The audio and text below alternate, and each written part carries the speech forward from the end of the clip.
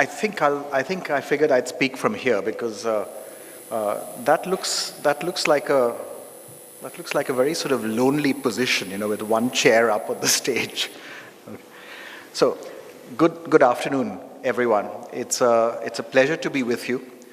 It's always a pleasure to talk about design, and it's always a pleasure to be a part of the Design Summit. I couldn't be here yesterday because I get a relatively few number of days at work this year, and we had a whole set of meetings set up yesterday. So I said I'll come on the second day of the summit. Nanjan was very kind to adjust the schedule accordingly. Now, I understand that I was asking Anjan, who's here? And he says, well, it's a mix of professional designers and designers working with design firms, people from industry, and some students. And it's sort of almost a one-third split. So I said, you're all much more experienced and knowledgeable about design than I am. So I'm definitely not going to talk to you about how to do good design as a designer. What I thought I'd talk to you about instead today is to talk about what does it take to build a reputation for good design, and what does it take to build a reputation for good design as a country, a reputation for good design as firms, and a reputation for good design as designers or design community.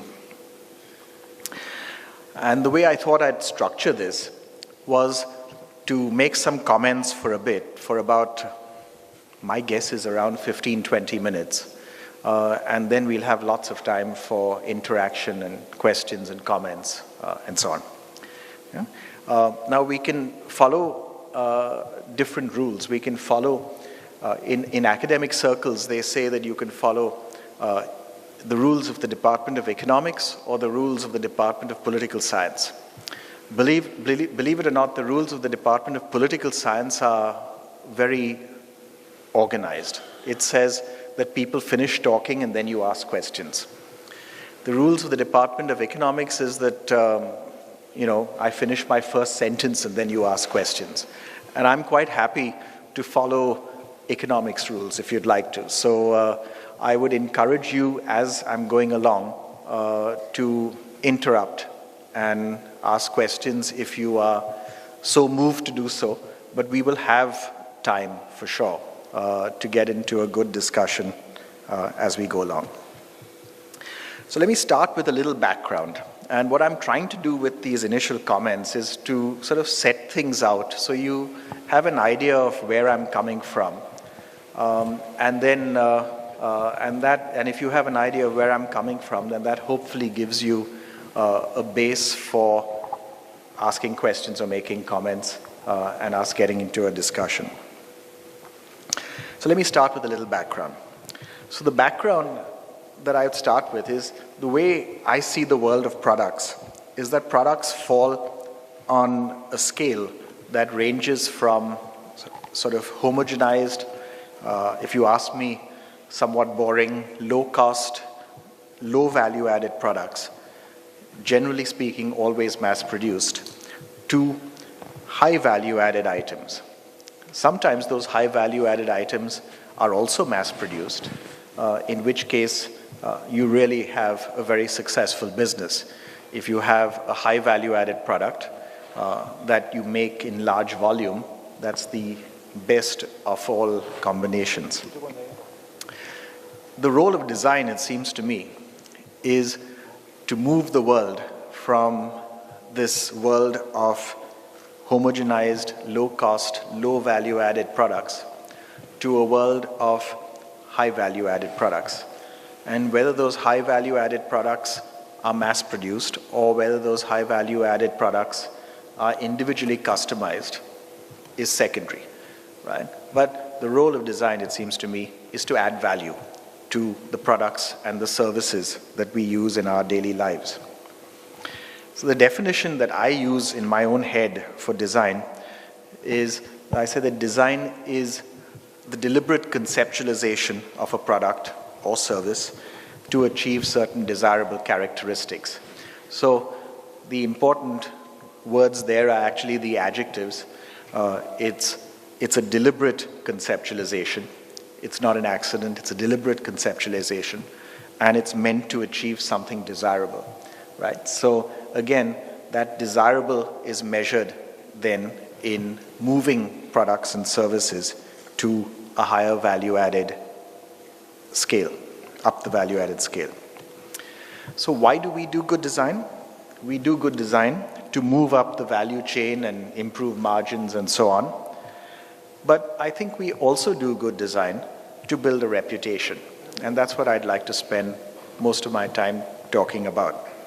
And reputation, as I mentioned earlier, matters at the level of a country, it matters at the level of firms, and it matters at the level of individual designers. Now, what does it mean to build a reputation as an individual designer? And I would be very happy if you jump in, especially on this, because the great bulk of you are individual designers. So how are you aiming to build your own reputation as a designer? Because the first thing that a designer does, I mean, one of the things that I've done over many years is interview designers for positions.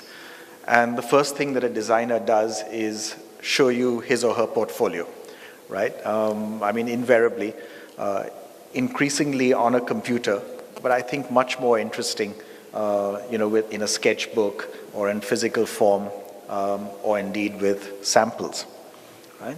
So how are you working at building your own reputation for design? And it seems to me that design and building a reputation for design involves then three activities. It involves building a real sensitivity to aesthetics. And what you do in design school, what you do at any design program that one goes through is, I believe, building this sensitivity to aesthetics. Now, you can do it in different ways. One of the nicest ways in which you build a sensitivity to aesthetics is to build it in an entirely natural way. The natural way in which you build a sensitivity to aesthetics is that you're simply immersed in it. You're immersed in an environment which is beautiful, whether it's naturally beautiful or it's been constructed and is beautiful. If it's constructed and it's beautiful, then it conveys that much more of a powerful aesthetic message for one as a designer. And that comes from attractive public spaces. It comes from the buildings in which we work. It comes from our own office space and individual office space itself. It comes from our homes, of course, and it comes from the products and services that we interact with and that we hold and that we wear and that we use on a day-to-day basis. Yeah? One of the concerns that I have for us as a country is that we have great beauty in our surroundings in selected locations.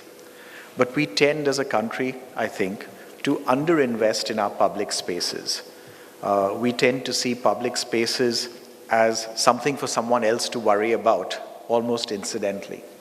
How many of you are either at NID Ahmedabad or have been to NID as a visitor? Reasonable number. I really strongly encourage you to do so. Because if you go to NID, the first thing that strikes you is the beauty of the public space. The fact that the way in which the campus is set up is as an environment and as a place that is worth visiting, that is very pleasant to wander around and interact with, and which is accessible and open and available to everyone in the NID community. Yeah?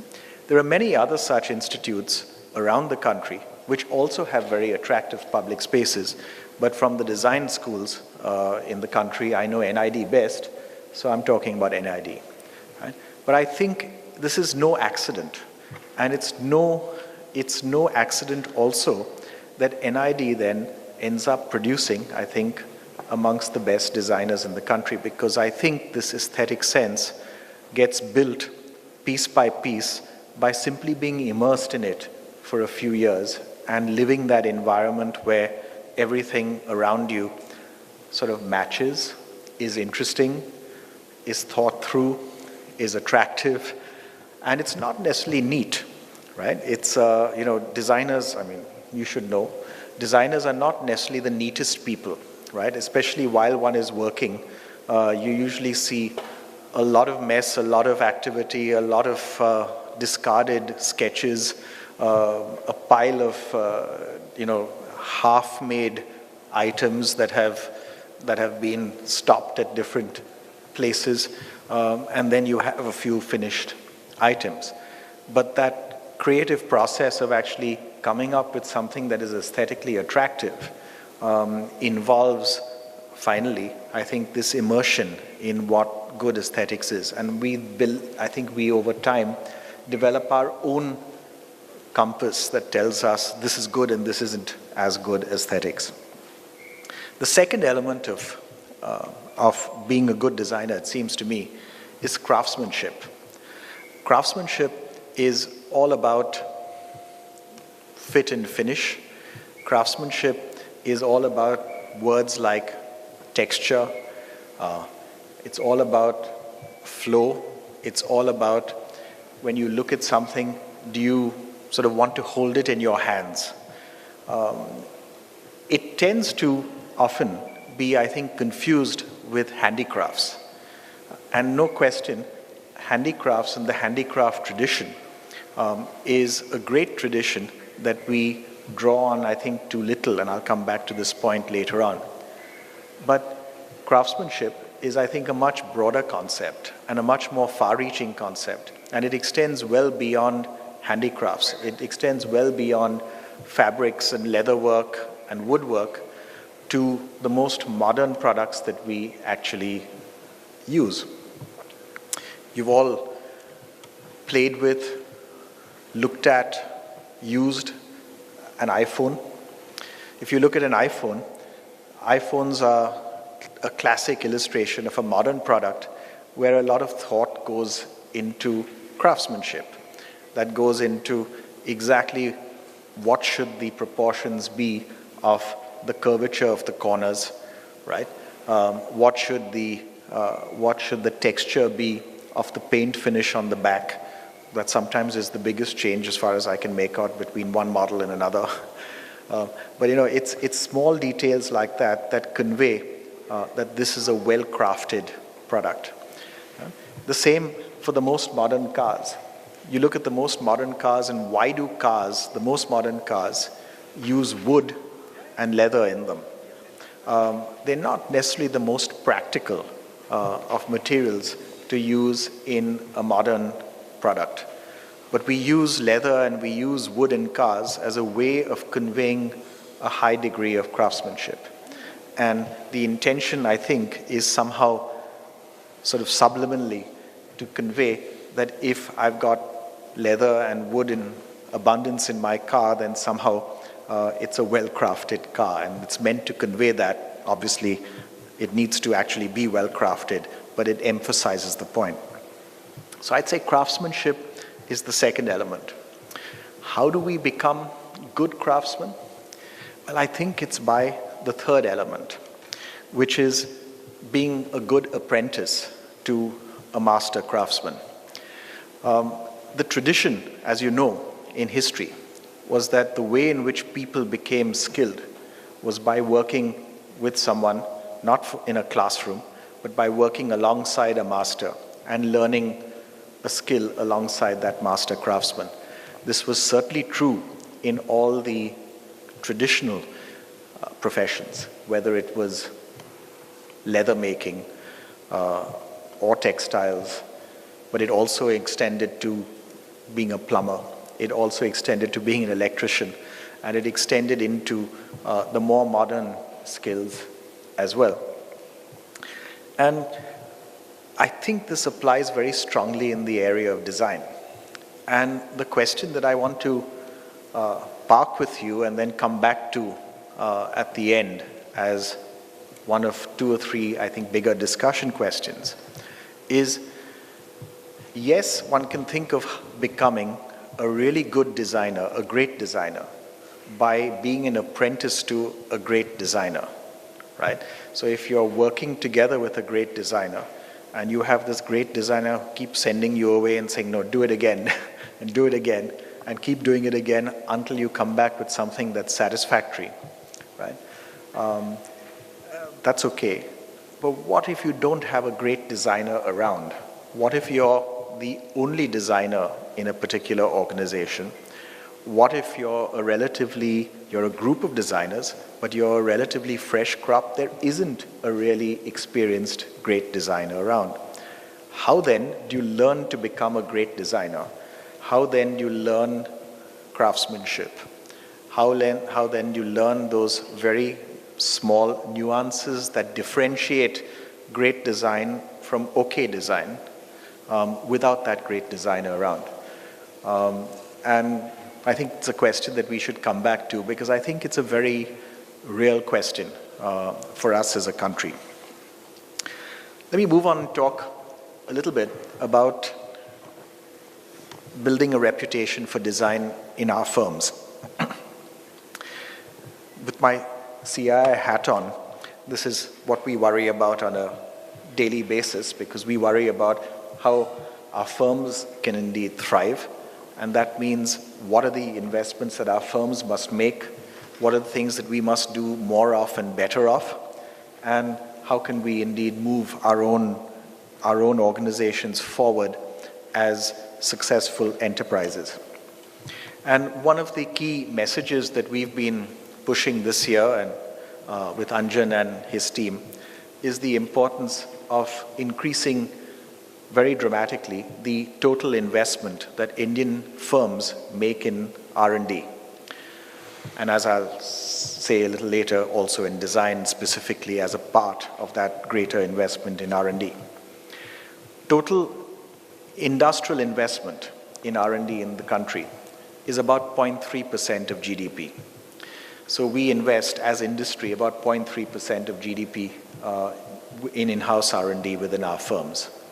If you compare that with the international average, with the world average is 1.5% of GDP invested in in-house R&D by firms. So we need an order of 5 increase in total investment in R&D for us as firms to match the global average of investment in R&D. So the big message that we've been going around to firms and to all of our colleagues with in industry is, we need to very substantially invest more in R&D. Indeed, we need to invest 5 times as much in R&D as we are investing now. A part of that investment in R&D is investment in design. And we see it's not that no firms are doing this, right? You'll have many firms represented here that are significant investors in R&D and significant investors in design. The Tata Group, as a group initiative, is expanding its investment in R&D very significantly. Mahindras have been doing the same.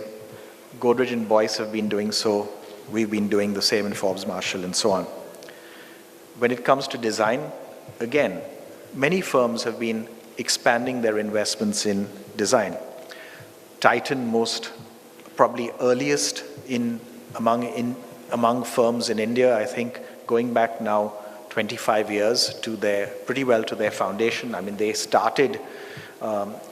entered the market. For Titan, I assume you know the Titan story. I mean, the Titan story is that Titan entered the market against an entrenched competitor. The entrenched competitor was HMT, which after many years in business made 3 models of watches. And Titan entered the market with 100 different models.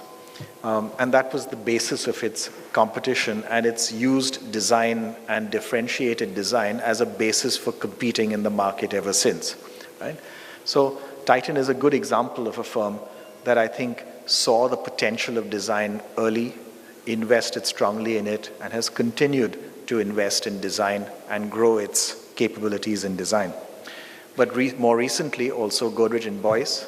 You had a presentation yesterday from Hemant, and I think the work that's being done in Godrej and Boyce is really impressive now in terms of the kinds of different use, the use of design across many different businesses, many different product ranges.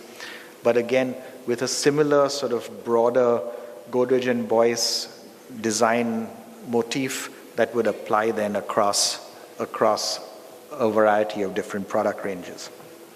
And then, I don't know if you've had a session here, but a firm that has really made a comeback in recent years is Royal Enfield, with its own emphasis on not just R&D, which it has done, but specifically on design and on the way in which you can turn motorcycles into a lifestyle statement as a way, again, of using design as a way of growing company success. So what do we need to do as firms? Well, the first thing is, as I mentioned, investment, much more investment in R&D, much more investment in design. But particularly when it comes to design, I think dedicated product development and design resource, we take this for granted, I think, in our firms, but I cannot overemphasize how important this is. The importance of having dedicated product development resource, people who worry when they wake up in the morning only about getting a new product out the door, who worry only about the design that needs to go into a new product, and do not have anything else that comes up to divert them from that focus. Second, the ability to tap into external sources of aesthetics and design. I think one needs to have significant in-house design capability to be able to use significant outside design capability, because you need to be able to integrate that outside capability into one's own product development efforts. Third, the importance of physical prototypes. Again, a point I'll come back to a little later on, but it's a point that I think we again neglect in our firms. At peril, we see prototypes as somehow being wasteful, as a prototype being learn how to do something so you can start making it, as opposed to do a prototype as a way of generating an alternative, right? So, and we have a rule in the company that says if you're developing a product, you need to have 3 different prototypes. We don't care if you're clear that this is the absolute one that you're going to use later on, you still have to do another 2. Because only if you do 3, at least 3, I mean, 3, we just pick 3 out of the air, but only if you do multiple prototypes, right, will you actually generate alternatives and come up with the potential for doing something better. So physical prototypes, the importance of physical prototypes, of equipping the company and designers with the ability to produce prototypes, and then insisting that multiple prototypes happen. And then fourth, I think you need a product champion in top management. You need someone in top management who loves products. It's no coincidence that if you look at Royal Enfield, or if you look at Godrej and Boyce, you have someone who is in top management, who is driving those investments in product development, and who's worried about how the design that's coming out will get integrated into the strategy and the business of the company. The same is true of Mahendra's. The same is true and was true for many years in the Tata Group more broadly. If we take, one last comment on firms. I've given you a few of these examples. There are many more examples without question in the country, many of which you will know of. But if I had to look around at design investments by Indian firms, I would say that there's been significant progress, but we need to see a lot more. We're nowhere near where we should be.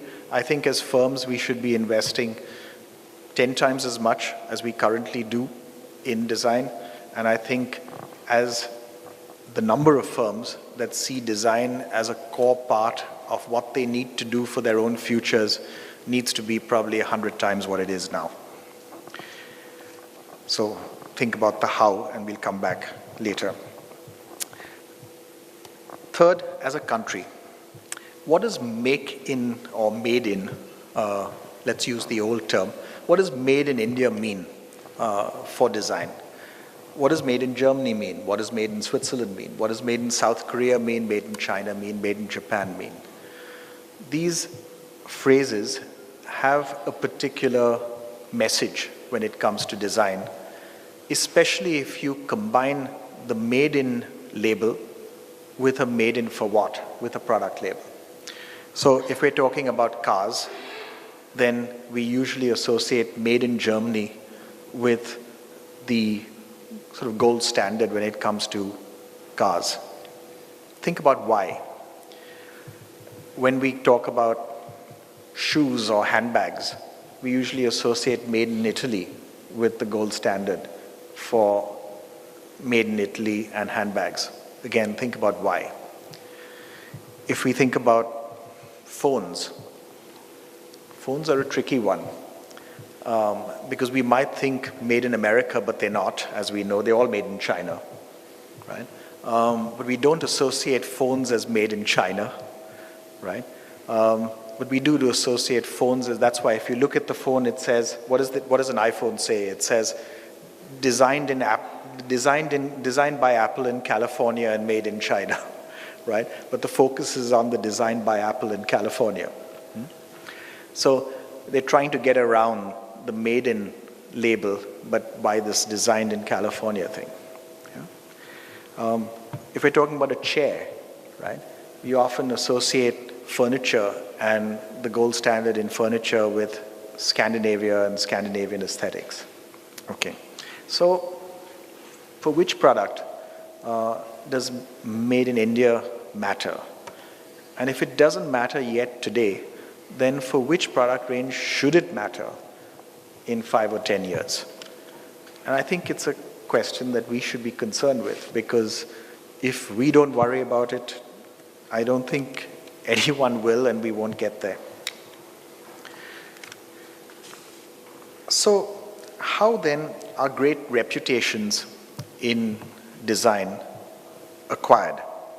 I think they're acquired over many decades. They involve many companies, many designers. I think it comes from a history of pride in craft. Do we have a history of pride in craft? We have a history of pride in handicrafts and in fabric design, in various handicraft traditions that exist in abundance all around the country. But I'm not sure we have a history of pride in craft for its own sake, and we should come back, and I'd love it if we can talk more about that and if you have any views on it. And then I think it also involves a value of and a quantity of artists in society, where, you know, how do we look at someone who tells us he or she is an artist? Now, all around the world, people have the same reaction when someone says, you know, they're an artist, which is that one's immediate reaction is, how do you eat? Yeah, how do you survive? But do we respect the person for being an artist? And do we place a value on the output of the artist, whether it's paintings or sculpture or public art or architecture? Because that all shows up in how we value an aesthetic tradition and arts in the country. So what must we do? And I'll stop with this point. I think we need to increase investment very significantly, as I mentioned, in R&D and in design in our firms, in proto shops and so on. And we have a big advantage in the relative cost of talented people in the country. We should use it in our own firms. Second, we need to worry about quantity and scale. I understand that Pradyumna Vyas spoke to you yesterday about his recent trip to China, when he came back from China, and there's some impressive numbers that he talks about. He says, 550,000 designers currently studying to be designers in China versus 7,000 for us. Right? He's talking about, or if you look at South Korea, I think 100,000 students currently studying design. South Korea is a significant country, but not our kind of scale. So we need to look at a quantity and a scale that is very different to what we have now. We were trying to get a number, 70 design institutes, I think, producing 7,000 designers. Not 7,000 designers a year, but 7,000 designers who are in, I think, the schools as of now. Yeah. So how do we expand the scale of our output of designers in a very dramatic way? Third, we need to worry about quality and skills, and this question again of apprenticeship. How can we become great designers without necessarily having a great designer to learn from?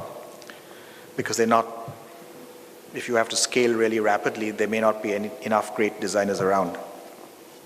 And fourth, how do we use integration of our strengths in the country to build some of these capabilities? How do we use our handicraft tradition and combine it somehow with modern industry? Today we don't. The two worlds operate in very different spheres. The tradition of handicrafts and the tradition of modern industry are completely separate, and the connections are very few and far between. To my knowledge, one of the few exceptions was some years ago when Titan introduced something called the Raga watch. I don't know if you remember that, but it was an attempt to incorporate traditional Indian silk making skills and designs into a very modern product, which was the quartz watch. And for years, I know my favorite gift when I went overseas was always a Raga watch, because I wanted to give people something that was not just a traditional Indian handicraft, something that demonstrated the capability of modern industry in India, but at the same time was an Indian product of modern industry. And so it fitted that bill very nicely.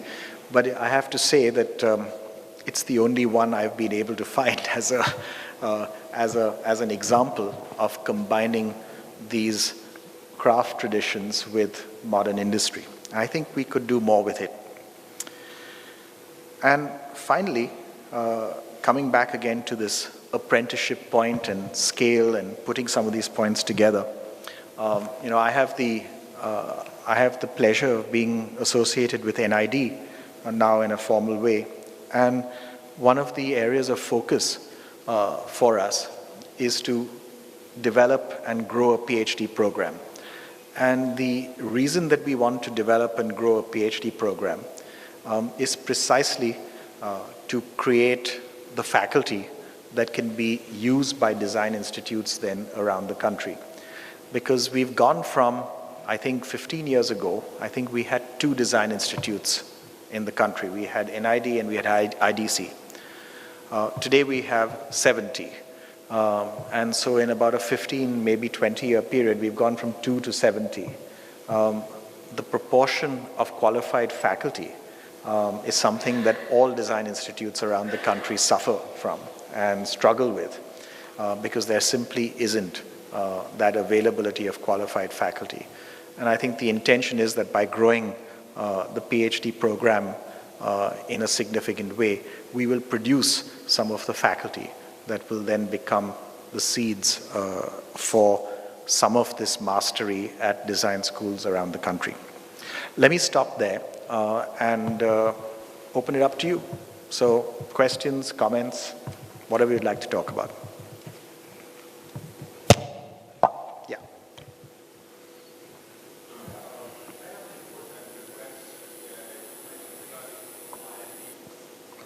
Investments in India, which is 0.3% of the GDP. My input is regarding the R&D in the industry. I feel there is a discrimination. There's a real discrimination which needs to be taken care.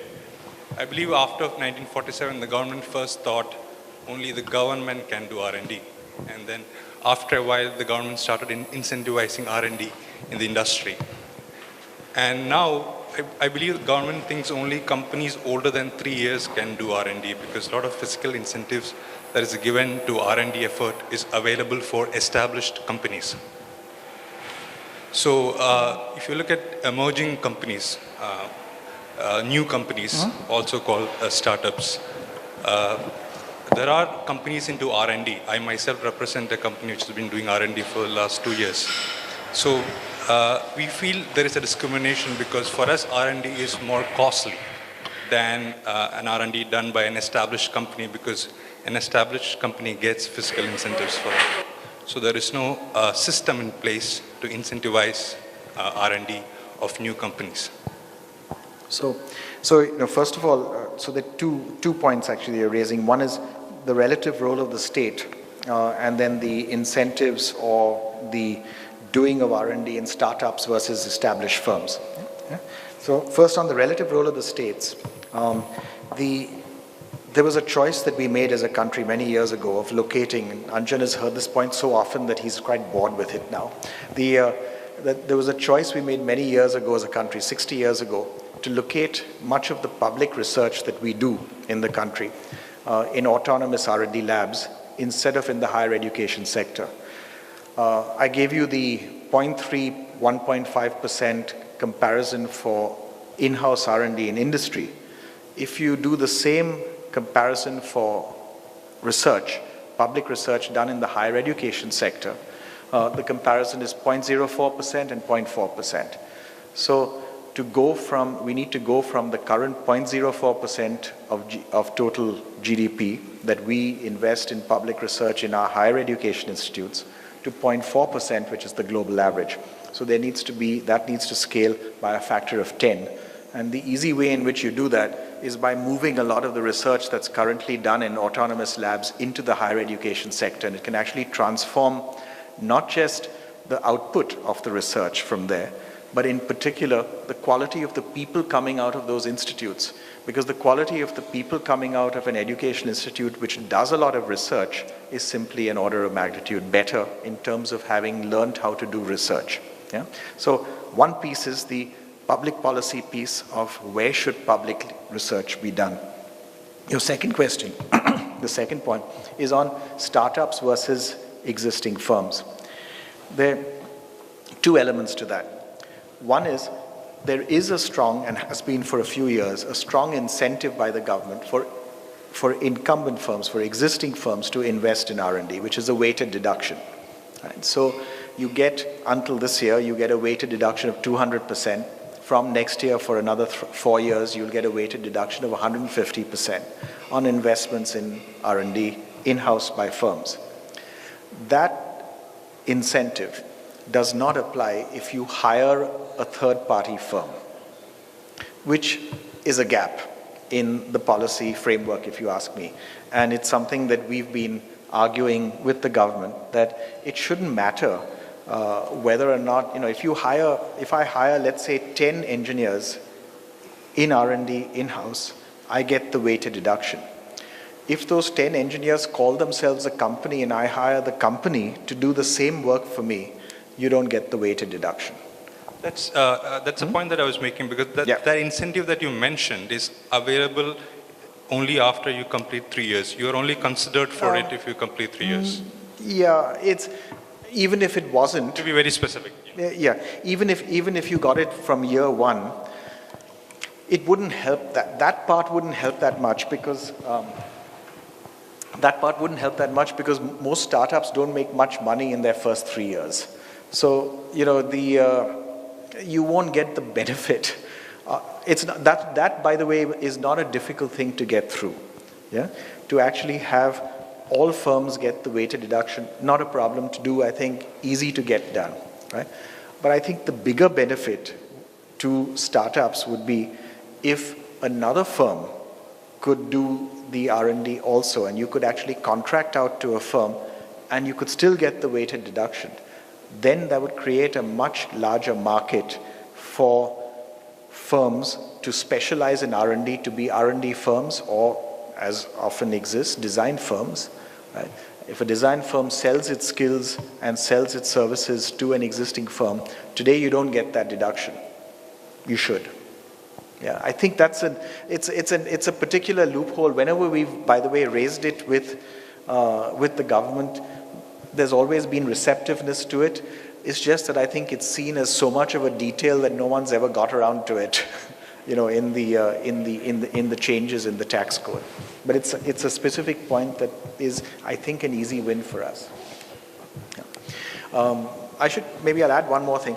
On startups, one of the big ways in which startups get their R&D funded around the world is through venture capital.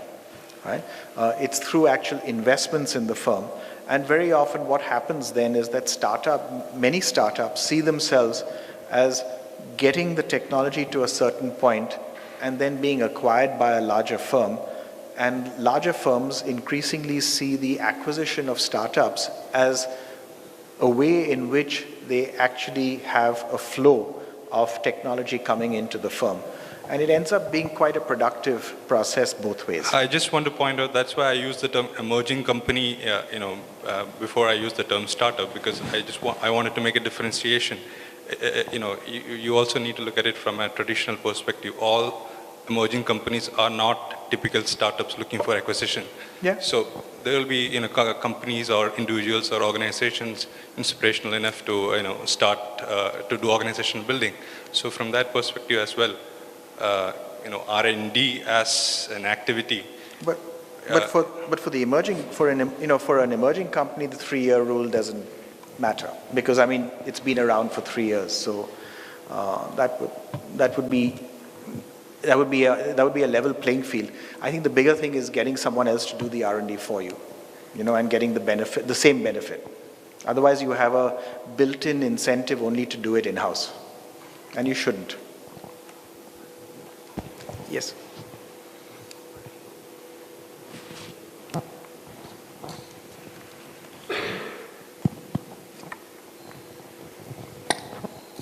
My name is Srini. Thank you for articulating the business scenario reasonably well. On one hand, we hear the desire to have more designers in comparison with what China is producing. I run a product design company, and we've been in business for 10 years. But the challenges for typical product designers, individuals, or individual companies, small to medium companies, is the brick and mortar companies in India. Their desire to use designers is actually very poor. I'm very sorry to say that. But the core industries that are doing probably $100 million worth of business, they are not willing to use the designers. So what would we do if we had, instead of 7,000 designers, we're going to have, say, even 70,000 designers?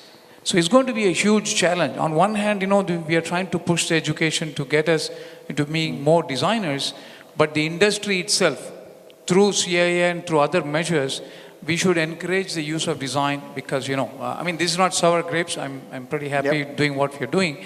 But I talk to fellow designers, this is a huge challenge, especially for the new designers. Thank you.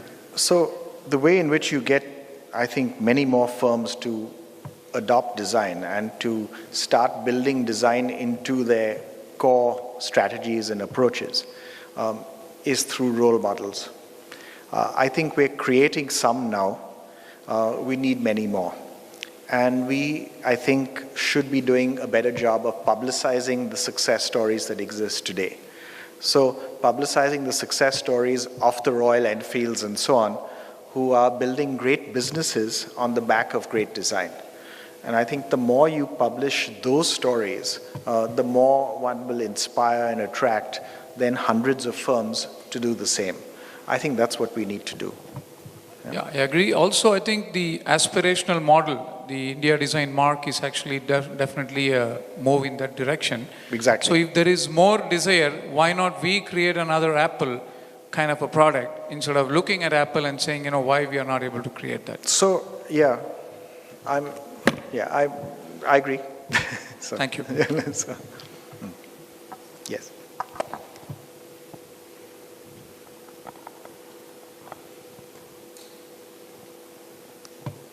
Hi, my name is Shanu. I run a design company. I've been doing so since about 20 years. I'm also from NID. And I was on that lonely dais a couple of hours ago. And one of the points that I brought up was the way that the reputation of design in the country is actually being trivialized, because the government has very ambitiously tried to involve the public through participation on their website by putting out challenges such as logo designs for, say, the Sports Authority of India. And what that does is it suddenly downgrades design to just a cosmetic application or just an art project. And here I was stressing how design is so much more about thinking and intellect as well as aesthetic. What can we as CII, or what can you personally, sir, do to take this kind of message to the government? So, first of all, I think there's a lot of merit in encouraging everyone to participate in any of these processes. We should encourage it. We should have these platforms. We should encourage ideas. So I have no problem with that. I agree with you, though, that if you use those ideas and then regardless of, and you don't then seek a more, what's the right word, a more in-depth, a more comprehensive, and a more organizationally systematic investment in developing the idea out, you can also end up with a very substandard idea that you end up implementing. So I think what one needs to do is to combine this openness to input from everywhere and everyone with very high standards of quality. And you simply say that, look, this is the standard that we want to achieve. We want to achieve the absolute best for whatever it is that we're setting up, whether it's designed for a particular, designed for, as at present, railway coaches, ideas that will improve the quality of travel experience of passengers, right?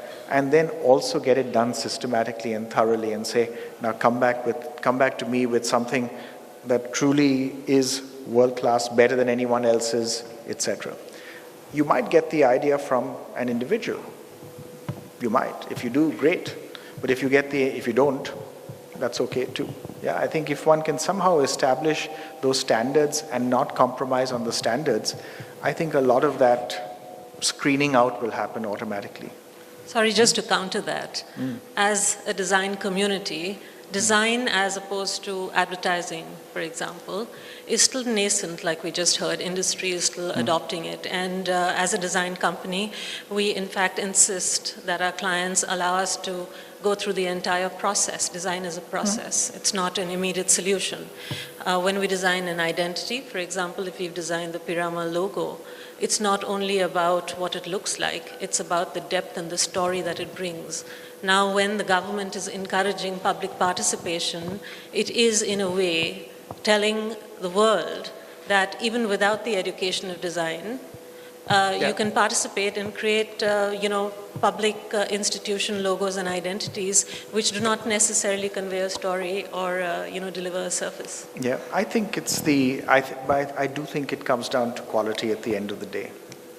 I think that if one sets the right standards and you say that you want the right standard to be adhered to, I agree with you on the process, but the process must result in a better quality output, and it should be clear that it's a better quality output. Now, I agree with you that there are certain areas where one should not follow an inappropriate process. We do tend to, I think, trivialize aesthetics in terms of seeing it as, it's like all of us have no problem confessing to having terrible accounting skills, right? But we would all have problems confessing to terrible aesthetic skills, right? We somehow see that as being a part of our own being, and as a result, we all have a particular perspective on what is good aesthetics, even when we have no training in it. And I think getting that general sense out there that, look, this is serious business, adopt it in a serious way. I wouldn't try to prevent anything in the, my favorite quote about India is a Joan Robinson quote, a British economist. It says, and her quote was, whatever can be said about India, so can the opposite. And it's something that I think is very true, that whatever you have going on in the country, you'll also have the opposite going on. We're a very, very, very diverse place. So my approach has always been, never try to prevent something from happening, just try to make something better happen in parallel. So, yeah.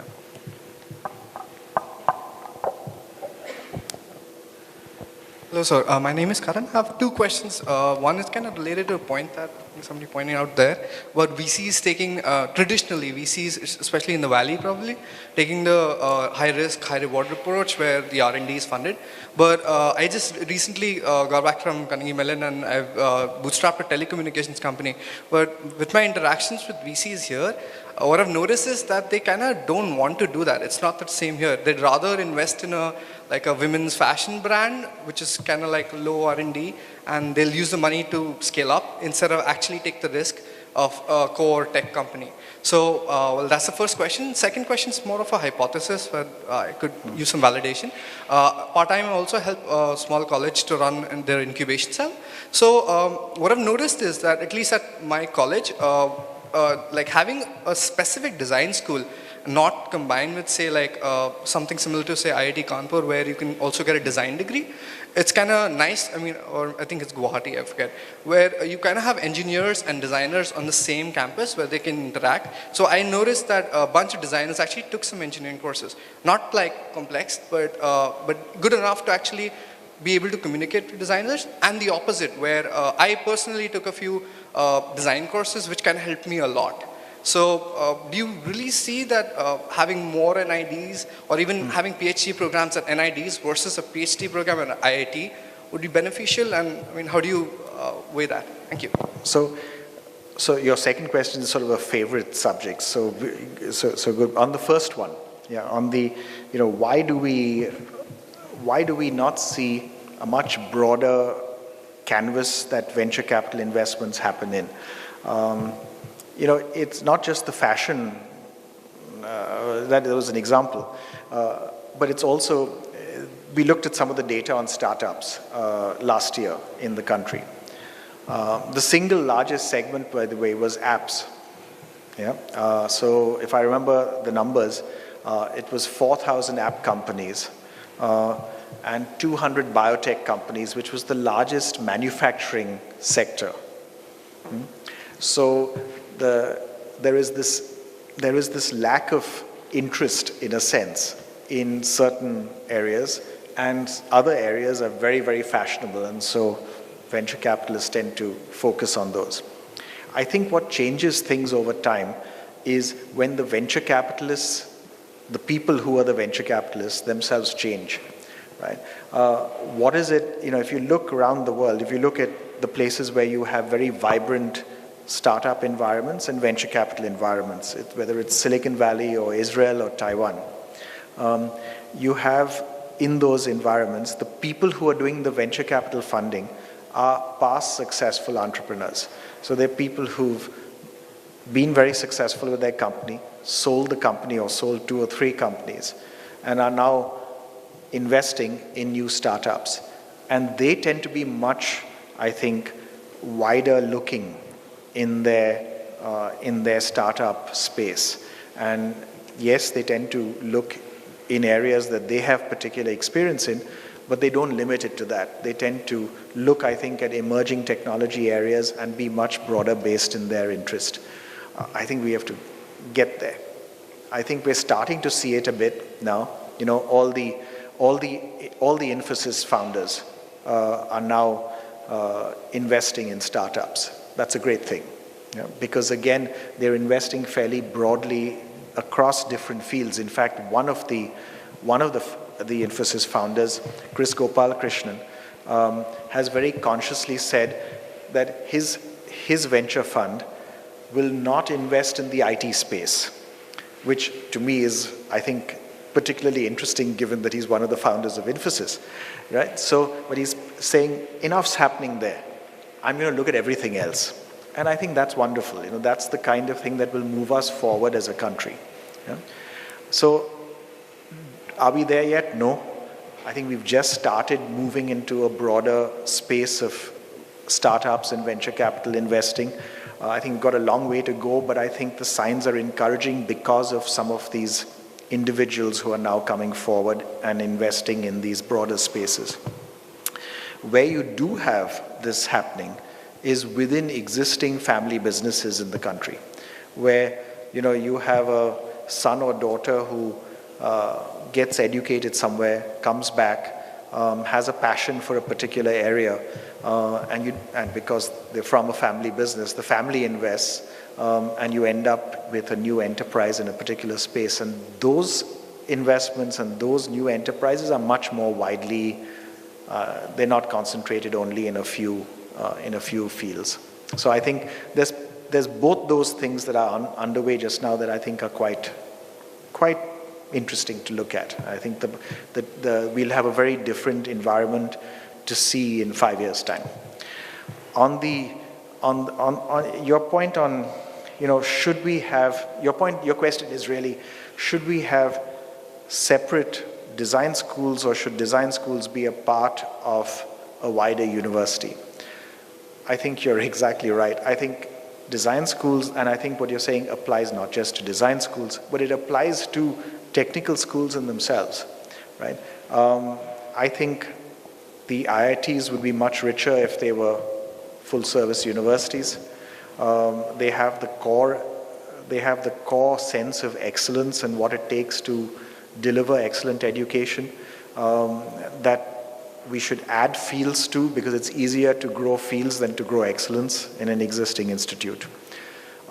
I think we've approached things where you have a Institute of Fashion and Technology, which is completely independent and self-standing. We have institutes of pharmacy that are self-standing. We have institutes of management that are self-standing. And I think the world is moving the other way. The world is moving in the direction of full-service universities, where cross-disciplinary learning is what fosters creativity and what fosters new solutions. So that's what we should do. Now, how do we get there?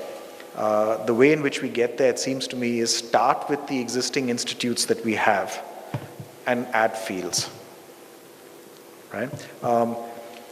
Merging institutes is the right thing to do, but it's the kind of thing to do where I think the average individual who decides to make that his mission will retire first.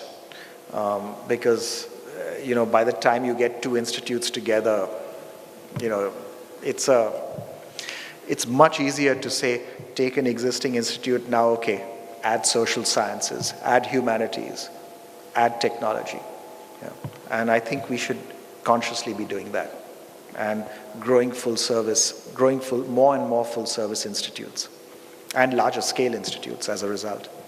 We have too many small institutes. Yeah. Okay. You have another? Sure. We have time for, maybe we'll take these two questions together, and then sure. Hello, my name is Sachin. I just wanted to ask you, you mentioned about handicrafts is one of the area which you want to. If you looked about India as such, we have highly unorganized sector as far as handicrafts is concerned, and in terms of the quality, they are really good.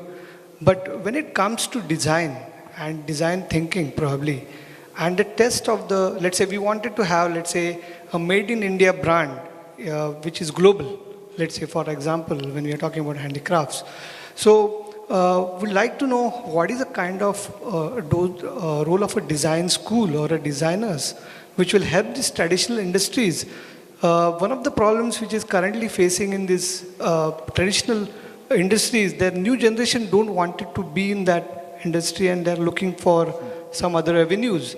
And that is really scaring because we have a strong tradition and we have strong points on that. So how do you think probably CII is making a role in that aspect?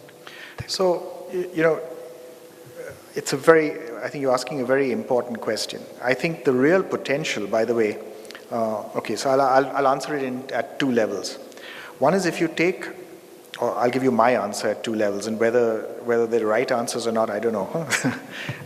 the first is at the level of the handicraftsmen themselves and the particular skill, right?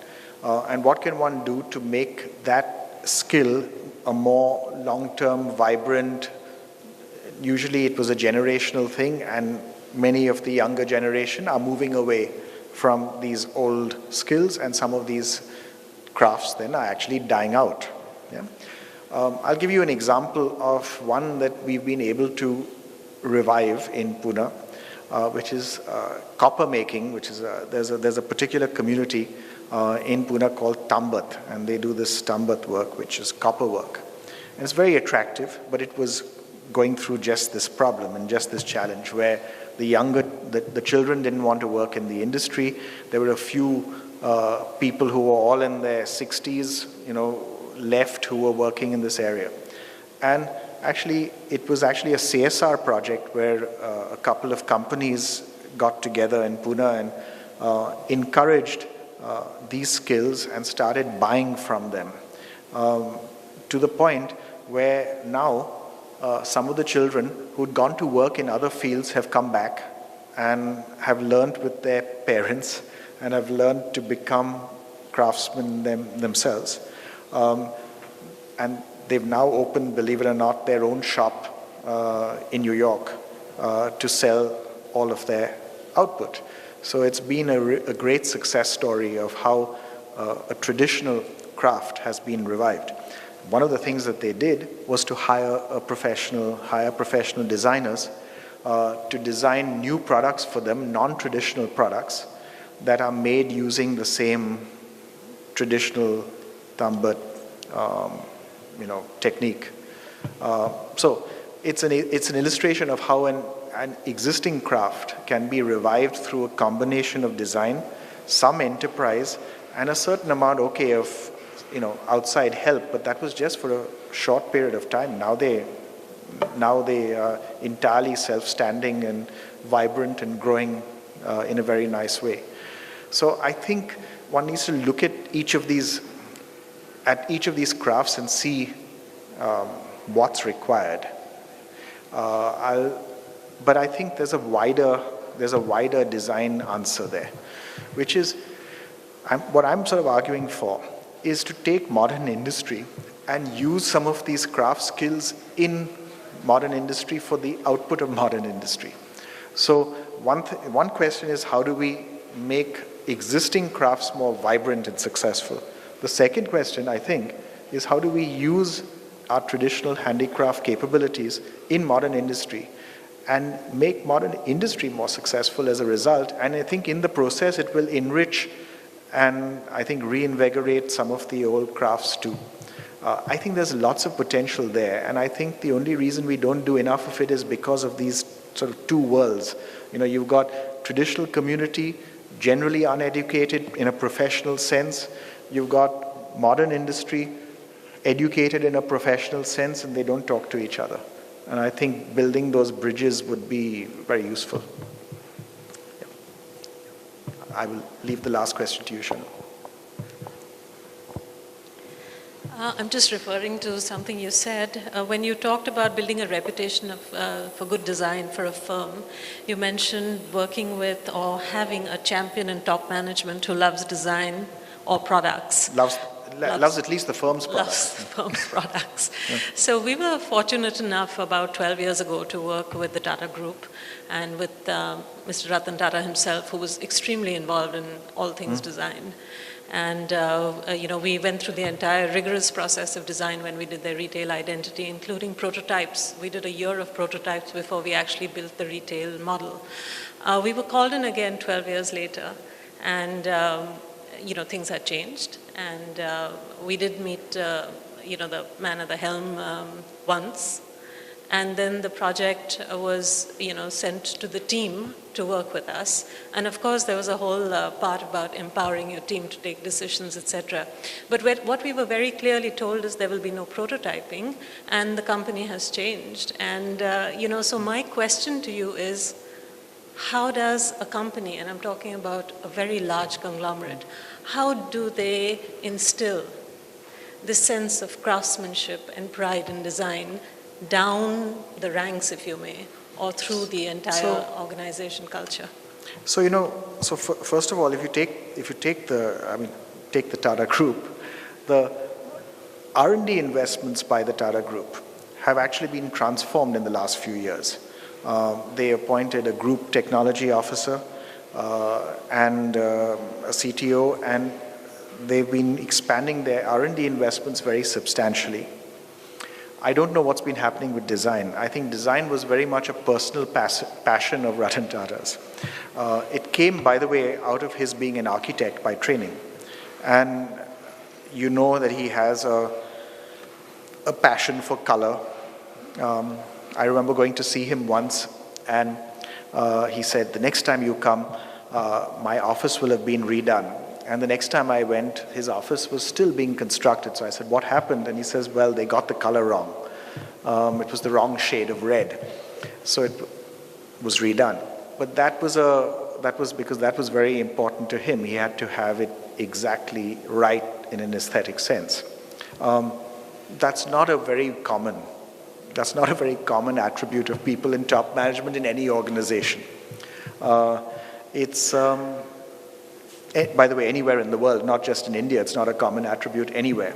But I think getting companies to start seeing the power of design, and what we should certainly expect of top management is that even if they don't have I think it's unreasonable to expect top management to necessarily have great taste.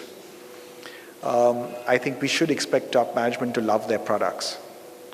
And if they just love their products, then it'll show up in at least hiring people to do things that will make the products better.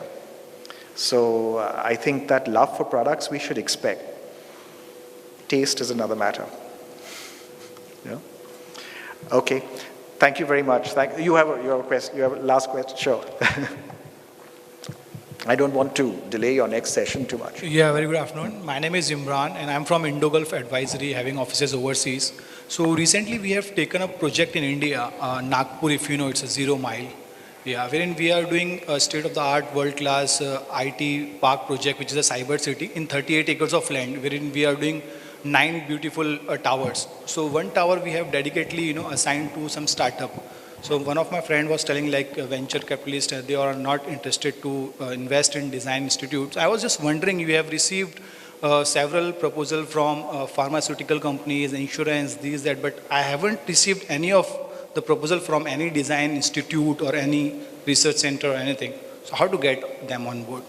I'm looking forward to it. I think you're sitting just behind the right person. So if you talk to Ridesh, he will connect you with any number of design institutes, especially design institutes that are looking for a home. We will be loved to to get them on board. I think it would be a very good thing to do. Yeah. I'll give you an example of a friend of mine in Pune is an artist, and he some years ago. He's now a more established artist. He used to be a classic struggling artist. And when he was a classic struggling artist, he didn't have, he could barely afford to pay his own rent. He certainly couldn't afford to rent a studio. So a particular builder in Pune gave him a free studio space and built, when they were building one of their buildings, on the top floor of one of the buildings, they built his studio for him, with the right sort of north-facing light coming in and so on. So you had a lot of natural light, and they used that as a selling point for the apartments that they sold in that whole complex, because they said, we've got an artist in residence over here. but it worked out really well. And so successfully, by the way, for the builder, that in the end they gave him the space. And it became sort of his permanent space. So I encourage you to do that. That is what actually, sir, we are giving plug and play offices, like we are ready to become a venue partner if something. Yeah. This is how it. Okay. Very good. Thank you very much. Thanks. Thank you.